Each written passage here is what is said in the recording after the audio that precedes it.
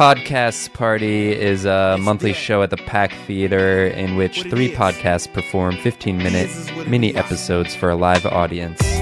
The next Podcast Party will be June 21st at 9 p.m. All shows are pay what you can, and there are always great sponsors with great giveaways. Like our last sponsor, Boxed Wine and Bagged Candy. Or the sponsor before that, Joints and Water Bottles. If you'd like to submit your own podcast to Podcast Party, email podcastpartypodcast@gmail.com. Podcast Party is an In the Points production.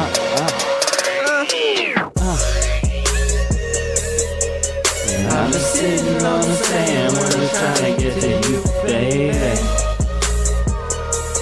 Hey, welcome to Podcast Party episode 9. This is Jar of Jardinera, one of the hosts of the show. I'm also the guy who records the show, but I'm an idiot and I forgot to record the first podcast and all the hilarious hosting bits that I did with Matt Park, who was dressed as Russell Brand. He was co-hosting in place of Jake, who's out of town. We did a whole bit about it. Anyways, he helped distribute the boxed wine and the bag candy. Thank you to the sponsor. It was hilarious.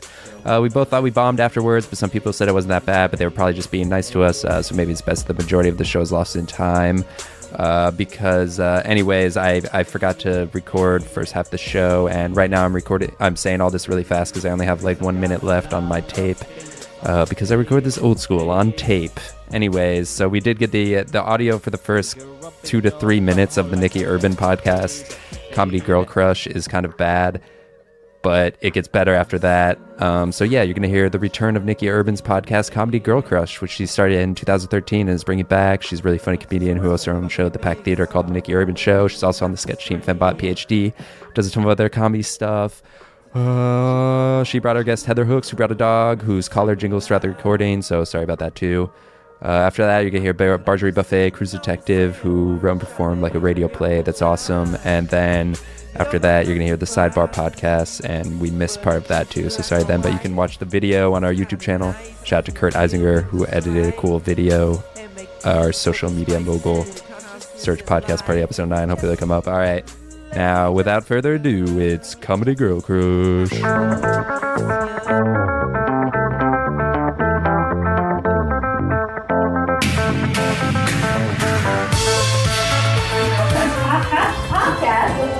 My last episode, where I left off with all of you fine people, my last episode was with the incredible Rachel Bloom, and it is amazing now getting to listen back at that podcast and hear where she was before. I mean, she hit it big. Crazy Ex-Girlfriend is a hit. She won a Golden Globe.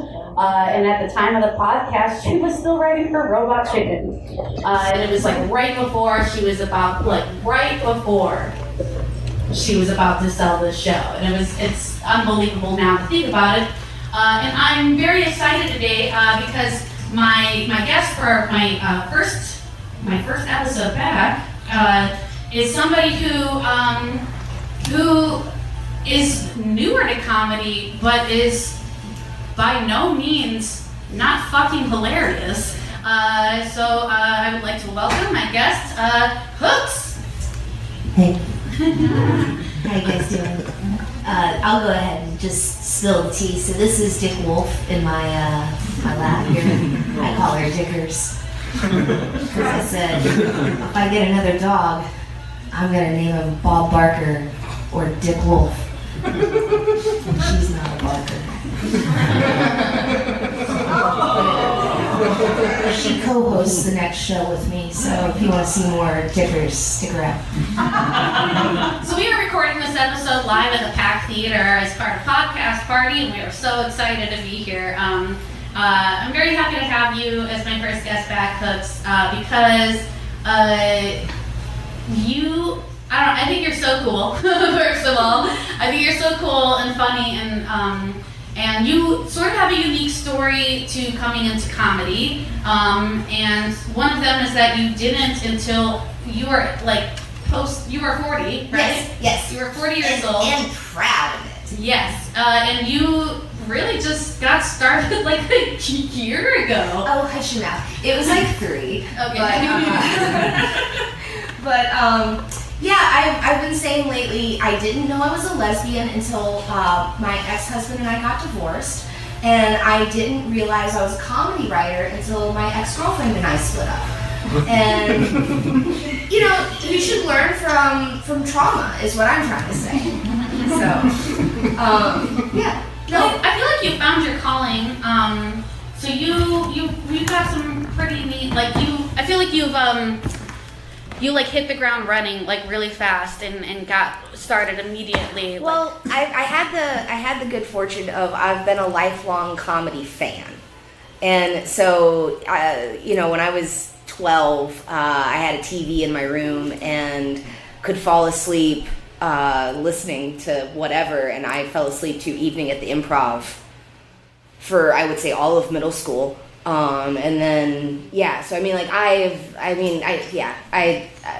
many times in my life I've gone back and realized comedy just constantly saves my life. I think it was really before I realized how gung-ho I was going to pursue this. But when my dad passed away, while I was waiting on my support system to arrive, I watched the SNL, Will Ferrell's SNL audition on a loop. And if you haven't done that, highly recommend it. Just truly, Will Ferrell is a cat. I feel like from the reaction here, you guys have not seen this. And so that's your homework, is Google Will Ferrell's SNL audition. It will really get you through a rough time. He has so much joy. It's definitely he was an influence on me. That whole cast, that whole time period of SNL was an influence on me, because I felt and people criticize it because of big characters, or at least, I don't know, when I first started comedy, I feel like people were criticizing that period of SNL. It was impure because it's these big characters, but I'm there was so much joy. As opposed to Chevy Chase and Bill Murray. Yeah. As opposed to cocaine assholes. It's okay, but sure. That wasn't SNL shtick the whole time. But So what was it that made you decide 3 years ago that I want to write comedy, I want to perform comedy, this is what I want to do for the rest of my life? I guess a couple years prior to that, I guess this maybe would have been 4 years ago now. I was a bar manager in Long Beach, which is why I ended up in California. I transferred with a brewery group that I was working with. My girlfriend at the time lived, or her family is from the South Bay area, and so she wanted to live closer to her family. I was living the lesbian domestic dream life. I had 2 cats and a dog and a house on the beach. I was what, this is what you're supposed to want in your late 30s, right? I mean, I've done it. I did the thing. And then turns out we were not on the same page. And she was oh, I don't want a dream life. And I was what? That's crazy. But everybody gets to make their own choice. Alabama. So that was hard. And I realized oh wow, I've got this, I was living in a state where I didn't really know anyone. I didn't have any friends outside of my job. I felt really alone, but I also felt like I was supposed to be here. And I realized that I had this immense resource available to me because comedy nights were a 40-minute drive and usually $5 or $10. And I started just going to Meltdown all the time. I started going to see the Kristen Shaw hot tub show all the time. I had a stamp card. I don't know if you know that, but they will give you a stamp card. That's awesome. And so I just started really getting into this to keep myself from committing suicide, really. It was I have to do something. And so here's all these things that can at least make me laugh and make me see okay, well, don't kill yourself today because you've got that show. And then somebody was I bet you could do stand-up. And so I was all right, that's sure. I taught for 6 years. That's similar. and you'd be surprised at how similar it is. Like, genuinely. I understand. Yeah. Yeah. So same deal. Yeah. So I tried stand-up for a while. I learned it really wasn't my bag, but it opened a world to me that I didn't know existed. And as somebody who grew up in a different time period and in Georgia, and already was just like fighting to figure out who the fuck I am, Hollywood never seemed like an option.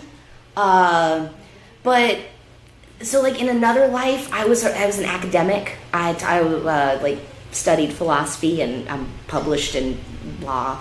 And I have like professors who really were like, what are you doing? Why did you quit? And because it was right at the same time when my husband and I were getting divorced, and I was realizing I was a lesbian, and like maybe fundamentalist Georgia wasn't a good space for me, but I didn't even have the vocabulary to express that. And so I kind of just like turned my back on academia and felt a lot of shame and judgment for it. And then went and did this weird thing in my 30s in Portland where I was like, well, I'm queer and now they'll love me. And they were like, oh, you were like married? I don't know how gay you really are. So then I was like, oh shit, no scene is easy. I don't even know what to do. I know, right? It's so hard. And so coming into comedy and just realizing that there was a space that I could talk about my life and have it make sense and feel like there was some crazy support that I hadn't felt since I left the church. I think that somewhere along the lines in the last 3 years, that kind of coalesced. I did a lot of research and I was like, how do you make this comedy thing work? Oh, you go to school and you take classes and you meet people and you network. Okay, check. And that sounds all like bullshit, but really that's it. Like you go meet people and you make friends and you find out the people you like and you find out the people you don't want to hang out with, and then you go make art with the people you like. Hell yeah. Yeah. That is how you do it. Apparently. No, it is cool. And you, so you recently filmed a pilot or a web series? We filmed a 4-episode web series. It is arguably a queer rom-com, where it's called Questionable, and it follows someone who is questioning their sexuality. Because so much media is about like people who are just like, and I'm the gay one. And it felt to me when I was young like I didn't identify with that because I didn't know with the certainty. And so therefore, because I was questioning, I couldn't be gay. And I just wanted to make some media that would reflect that space. So. Indeed. Yeah. I recently just read a list. By recently, I mean last night. That was like, top 12 reasons, top 12 ways to know if you like women. I was like, oh yeah, okay. Check. Okay, I'm good. Because I was questioning, I was going through that like thing of like, do I like dudes? Do I like women? No, I still like both. It's fine. Continue as going. So, cool. And now, after this show, you're actually going to be hosting your monthly live late night talk show. Yes. Called Late Night Hooks Up. Yes. And it is like all pop culture, no politics, kind of like a variety show meets a real traditional, well, that's not the right word, meets what we've come to expect from a late night format in the post-YouTube era. Ooh. I like that. And by that, I mean, fuck cards. If you are drawing shit on posters, let's reevaluate your environmental stance. Like, Jesus. So, anyway. Like greeting cards? No, like the cue cards that you see shows use. Oh. Like, I'm so over that. That's so, like, what is this, 1983? Oh, yeah, like literal cue cards. Like, cards. Actual cards. Like, let's get with the fucking times. Anyway, that's my own. See, I just use the cue cards in my mind. I get off track sometimes, but that's fine. Hooks, that's really cool. Okay, so do you feel like you could have like had this much, like, do you feel like if you had figured this out 20 years ago, like that, like comedy was what you wanted to do. Do you think like in the circumstances you were in, you could have like made it happen, or could you even have figured it out? I was riffing with Colton, and Colton is my soulmate, my writing partner. He's arguably the other co-host of this show that we're running. I couldn't do what I do without him. He is my other and better half. But I was telling him, even in the car, I was like, I don't even understand how people in their 20s write comedy. I don't know how you do it without like a lived, not to act like in your 20s you haven't lived a life, because you have, and it is definitely like it's constantly informing what you're doing. But I feel like I'm only just now getting to a point where to be able to look back and to be funny about it. Indeed. Okay, so I propose something. We're gonna wrap this up. This episode. This is just a shouty. I propose something to you, and that is, I would love for you to come on in 1 year. Okay. Because I'm continuing this. Like, this is a relaunch of the Comedy Girl Crush podcast. It's not like I'm like, oh, why wasn't I doing it before? Life gets in the way. I went through a divorce. Maybe now you're in a space where you're able to create the podcast that you want. It is very true. I was like very afraid of doing it on my own, and now I'm like, oh yeah, I can do stuff on my own. I'm a strong proponent that it's never too late. Like just whatever it is, it's never too late. You're right, unless you're dead already. And even then, you know, that is true. That is true. People do have, you know. Okay, so you're going to come on in 1 year from now. What are you hoping to accomplish in this next year?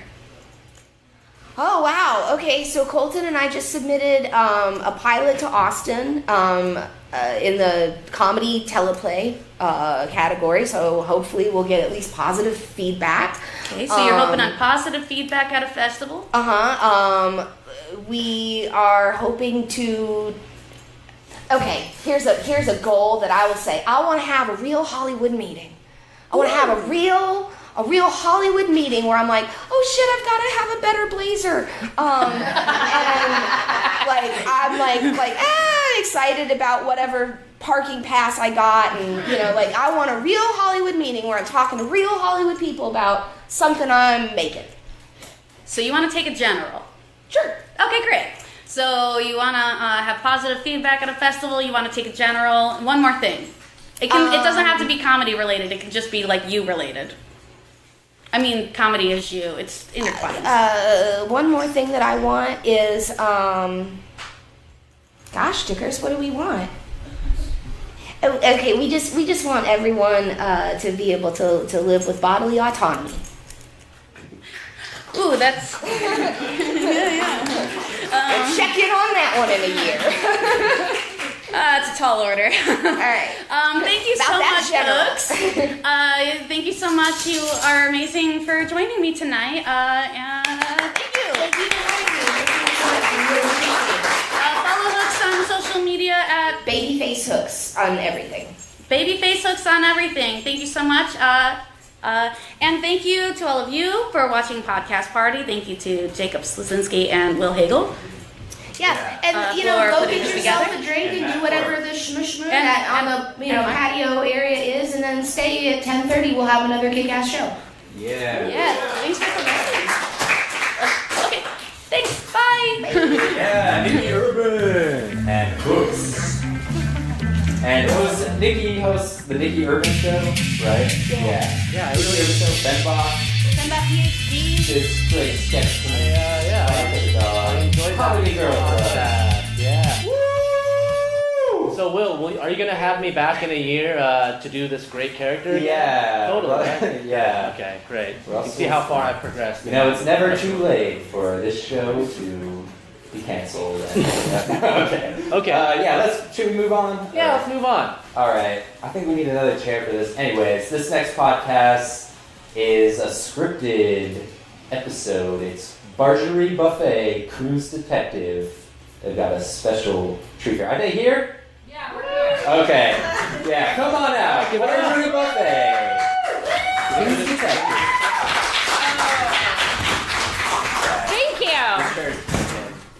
That chair. Okay. The show of awkward silence. Does anyone who doesn't want a mic want to sit here? No, I have. Guys, thank you so much for hanging out. This is your Friday night, and it's amazing that you're spending it with us. So Brad and I, this is our show, Barjory Buffet, the Cruise Detective. And really all that brought me and Brad together was the mystery books of Dame Droozle Scream, the acclaimed author. And so that's what inspired this podcast for us to change her work from book into audio drama. Despite her legal team urging us to move on or try harder, and telling us that they're suing us for our own good and we'll thank them someday. So keeping that in mind, our legal woes, we're so excited to present this new episode to you based on the works of the prolific genius Dame Droozle Scream.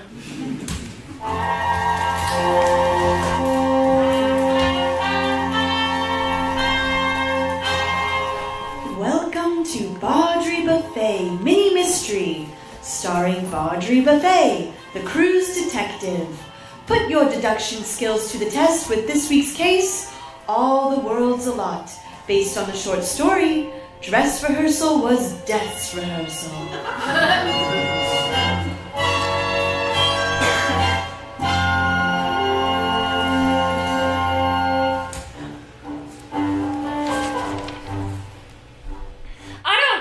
Richard Gere tweets, "The sea is the original black box theater.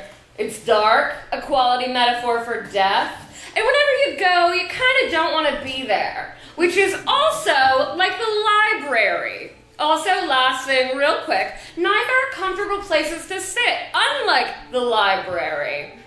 These are a few of the observations I've picked up from a lifetime of ghosting the play during intermission. Anyway, imagine 60 of these pay-what-you-shouldn't theaters on a single boat, and you've got the Hudson River Puddle Playhouse, the offshore, off Broadway. Every seat is broken in a new, innovative way, and I could barely hear myself think against all the vocal warm-ups. This cringe fest of a fringe fest is home to the most serious bad actors and the most useless parodies, like the gender-swapped Alexandra Cameltoe. Alexandra Cameltoe, they are waiting in Old Navy for you. Me, I loved her. Me, I worked for her. And me, I'm the damn fool who pointed out her camel toe. Stop it! Oh my god! These thespians are the same Hudson River freaks who petitioned Captain Sully go to jail for noise pollution. They're also the villains in the upcoming Sully 2.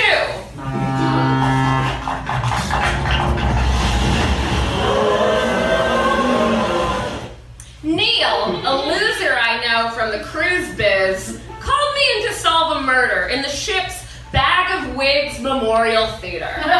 Neil was a wet saltine of a schmuck and consequently was now stage managing a one-woman show, which amounted to doing the teacher's homework.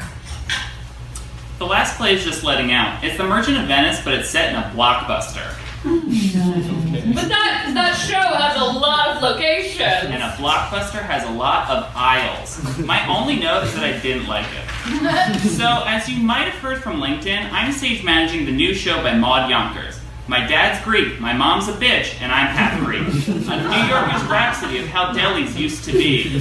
I heard you were stage managing a one-woman show. New low? Similar low. Anyway, there was a murder during the performance, right on stage, and we even have a suspect. So Maud Yonkers is finally dead. Dead? That's rich. Filthy rich. Rich as I am gin drink tickets. You want my Yonkers dead, you gotta kill her good. But they sure did try, right? Yeah. Right? Yes. Yes, it's me, Maud Yonkers, winner of February's loudest actress from the act team. God damn it, just tell me who died. Thankfully, all they killed was my understudy. I was undergoing throat surgery for scream lumps and missed my only performance. But I'm back tonight. The show must go on. It can go on. It doesn't have to, but it will. study who's the killer. What was her name? Whoever she was terrible at acting out my entire life. I didn't believe for a second she was me. I'm taller. Watch, I'll line the chalk out loud. Goddamn, get up! I need to interview you, and this is an active crime scene. Well, I've got a show to do in this crime scene, so it'll have to wait. Tickets are at the box office. A shoebox on top of that vending machine full of tickets I drew. 5 minutes till showtime? Thank you, 5! Fuck you, 5! Mom, if you go on stage tonight, you could die. And if I don't go on stage, I'll die so much more! No! Like, really? And in many ways, so I have places to be. Just show me the suspect. Hurry back, there's already 2 people in line. That's not a line, it's a bad day. Well, I have lipstick to put on my teeth. Tell me about our bad guy. There were 3 people at the performance. 2 were the understudy's friends who gave this statement. Oh, yeah, the show was really cool. And we loved how long it went. And the set design was so cool. Okay, so our only witnesses weren't paying attention. Yeah, the set design is a cigarette on a stool. But the 3rd guy boarded yesterday and saw no other shows besides this one. There he is, loitering outside the production of Cats. Wow. I've never heard Memories sung with such complacency. Hi, Barjory Buffet. Alvin O'Calvin, nice to meet you. That's an interesting name and how stupid it sounds. The O'Calvins were once the head of the Catholic mob. Until they were killed in the 72 gang wars by the agnostic mafia. I'm aware. Yeah, the agnostic's entire defense was, who can ever really say? Speaking of freak accidents, if I watched a woman die on stage, I wouldn't catch a matinee the next morning. Well, she was just an understudy, as I later found out, so it's not sad. Now, noted that in the program, this whole thing could have been avoided. Wait, what? Huh? No, what were you saying? I don't think I... No, you basically just admitted to the crime again. No, I admitted to nothing. Oh, hear that?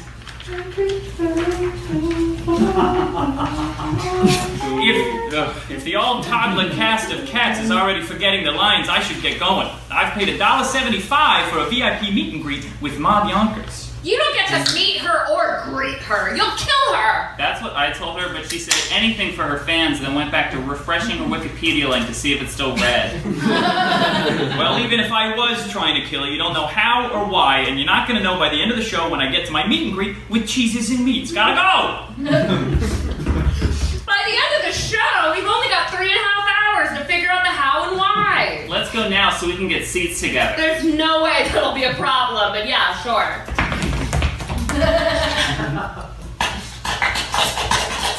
Open on me! I just woke up and I'm wet as hell! Knock! That's also me! No response! Knock! Forget this kick! The door opens and I walk through, waving hello to a captive audience of doctors! Because I've just been born! Okay, how do you kill someone from the audience? Did he tamper with the cigarette? Nope. Maud makes me buy them from the Hudson News at the Newark airport. The props are clean. I always see the same characters on the subway! The little boy! The old man! Bill Clinton! There they are! On the G-train on my iPad! Playing Mad TV that I turn up all the way! It's really loud, so I use my earbuds as earplugs! Now it's good volume! Jesus Christ, how far into the show did she die? At the very end, which is creepy because the whole last scene is Maud in heaven finally trying a cronut. Did the crowd realize she was dead? No, they tried to clap her back to life like Tinkerbell. Oh no. The first call I ever made on my car phone was to order a pizza to the cab! I got it! Ate the whole thing without napkins and tipped nobody! Because that's exactly how many people I relied on in this damn town I had arrived! This seems like a lot of her life stories are just her being difficult. Ma'am, you have to move your car! It's blocking the parade path! But if I take time to repark, I'll be a little late to a haircut, and I'm getting a rush! But your hairdresser would understand! And yet here you are, like the tanks in Tiananmen Square, and you will never forget the day Maud Yonkers canceled the St.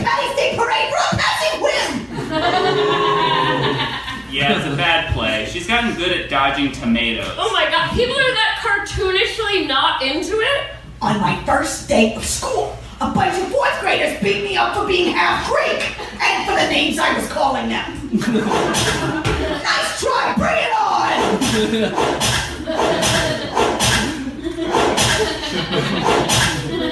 That's it! The tomato was poisoned! No, they only throw them in the middle until it's clear she's not gonna stop. And the autopsy didn't find any poison, just a small cut on her throat. So many hours lost in bodegas. Am I in the mood for cashews or walnuts? I scream at a sleeping cat. Keeping it down, bellows the manager whose non-white race I have swapped out for Italian.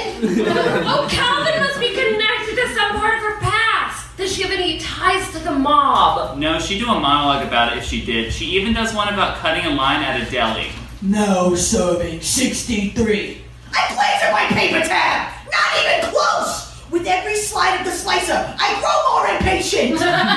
Slice 64! Could I forgive myself if I slice 65? Deep breath, Marty! Squeeze 66! That was chicken salad! No going back now! Slice 67! That's a me!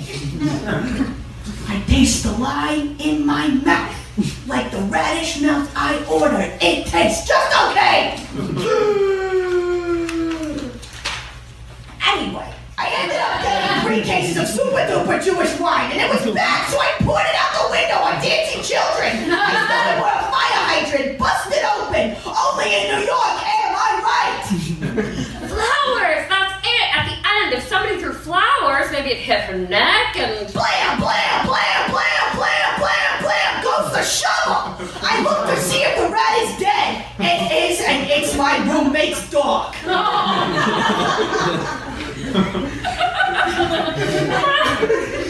Flowers! Fuck. But no one threw flowers! Of course! Now she's just answering a phone and hanging up. Hello? Oh, don't you? I thought I told you. Oh, it's you! Oh!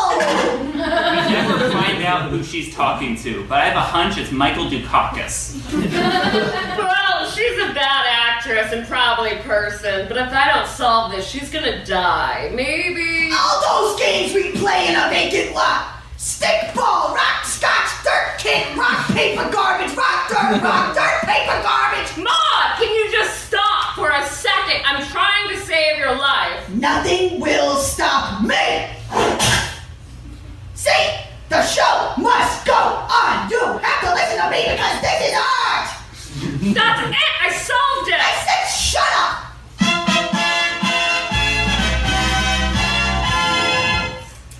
How did Barjory know? Do you know the answer? No. You don't? Seriously? Oh my god, that is so embarrassing for you. Like, okay, wow. No, it's nothing. Public schools have really fallen to the wayside as all. They teach for the test, but you lack common sense. Here's the answer. Neil, go get Alvin and bring him up on stage with us. Make this quick. I don't want to break my streak of no intermissions ever. Hey, what gives? I thought it was time for an autograph with my favorite, defenseless actress. Take a seat, Calvin. Ladies and gentlemen of the audience. How do you kill someone without ever leaving your seat? A gripper grabber like for picking up trash? No, but that's a great idea and it's mine. You throw a tomato at them because everyone else is doing it, and you slip a razor blade in there like no one ever really did to Halloween candy to slice a neck vein without anyone noticing. Boo, we all hate this, boo. But she didn't die till the end. Imagine you're an understudy. You get splattered with a tomato early in the show because you have less dodging experience. Stings a little, you keep going. You feel woozier and woozier, but as your mentor always screeches, the show must go on. You don't notice the blood. It looks like tomato juice until the very last scene. It takes place in heaven, so I assume she was dressed in an all-white version of her regular clothes. It's a bold costume. costuming choice? It's community theater mumbo jumbo. How could nothingness ever resemble anything? Only then does the understudy realize how much she's been bleeding. And what was her cocky resilience to soldier on has become her losing too much blood over the course of too many stories about your bitch mother. She was a cold, stupid woman unlike me. Yeah, back to the show. Yes, I agree. God, he's not on your side. He tried to kill you last night. But why? Maud, you've inconvenienced a lot of people throughout your life. But which rambling, climaxless story was his? I have a guess. You took his deli number, and it ruined his life, and the lives of everyone he ever loved. What? No way. I've never seen him before. Everyone loves me. You don't even remember? Oh, it's you, Donnie Lonigan. No, what? She just said my name. Fine. Allow me to remind you.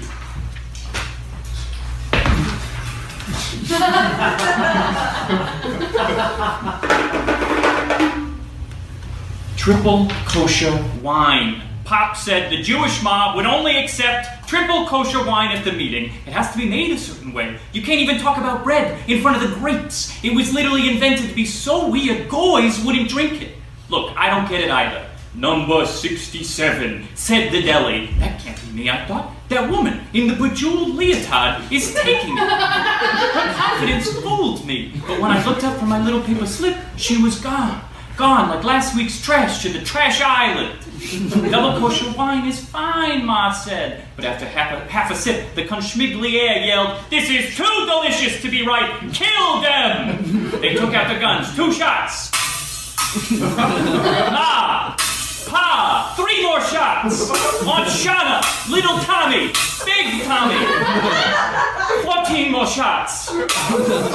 Great-Grandma Joan! Cousin Bob! Niece Tabitha! My fun uncle!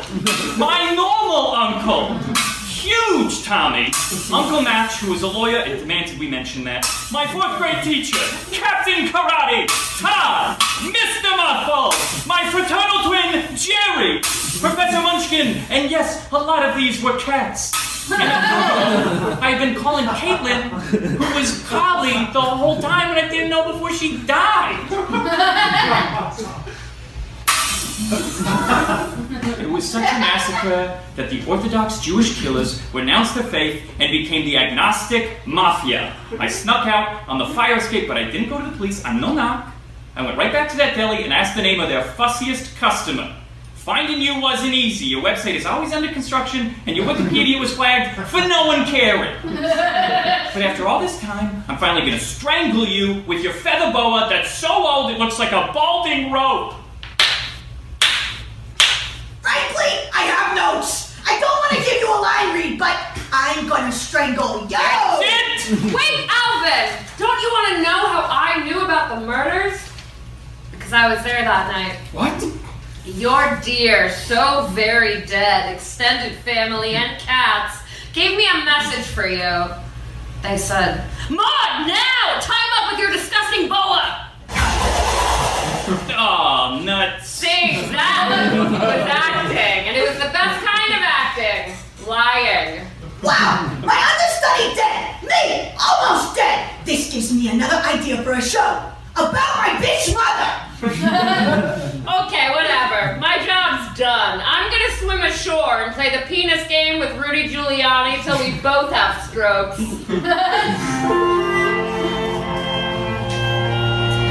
Thank you for joining us. Come back next week for Barjory Buffet in The Icebergs Coming from Inside the Boat. Thank you so much.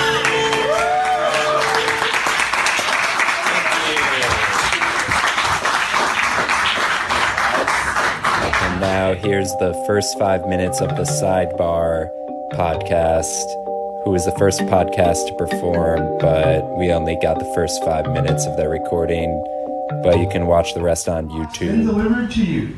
Airbox. It's Airbox. Enter code AIRBOX at airbox.com to get free air in a box that comes in boxes in boxes. In a box. Airbox. It's air in a box. In a box. In a box. In a box.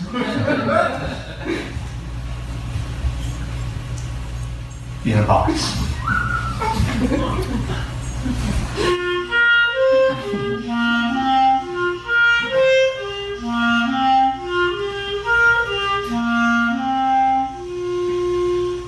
You're at the packed theater when you realize your show is at the complex. Welcome to the Sidebar. I'm Clint Myers-Novak, just returning from teaching Nancy Kerrigan how to trust again. And I'm Sebastian Morales, just returning from taking out her other kneecap. Usually Clint Myers-Novak and I are not in the same room, and I hate him very much. But here we are, just for you. I'm allergic to his stench, and I hate the way that he looks at everything. I just want to say that our beloved researcher, the Internet Harper, could not make it tonight because she is locked in Clint's basement doing his laundry. I don't know why that is, because she doesn't get paid, but I guess college credit is good enough. That's because she is handcuffed to the laundry machines. She will survive. On today's episode of the Sidebar podcast, Madonna from Wakeboarding Magazine stops by to give us fitness tips. Daniel Buganow from Bon Appetit Magazine gives us a hot new recipe. And ESPN's Bully and the Kid with sports. But first, jazz. Who here would like to come up and do some jazz with us? We need about 2 or 3, 4 people. 2 or 3 in the back. You in the back, sir. Come up. Anybody in the front? Come up and do some jazz. No. It's very easy. It's just with your mouth. You just open your mouth and jazz comes out. Anything is jazz. Just sort of get in position and jazz will appear. And if you do jazz well enough, you're going to get to name it. Come right up. Don't sit in that chair. It's broken. I almost fell. So, if you want to just get in there, take a little hunch.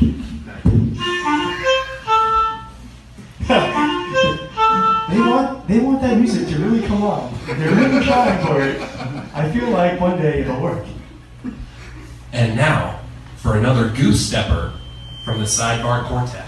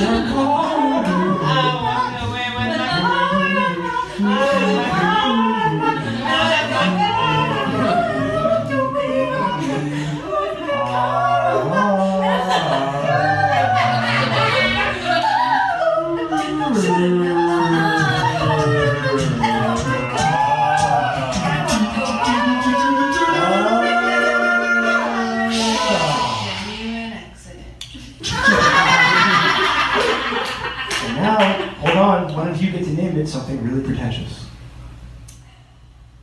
Anything will do.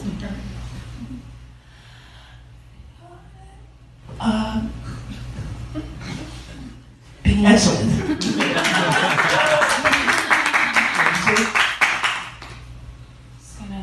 I was gonna name it.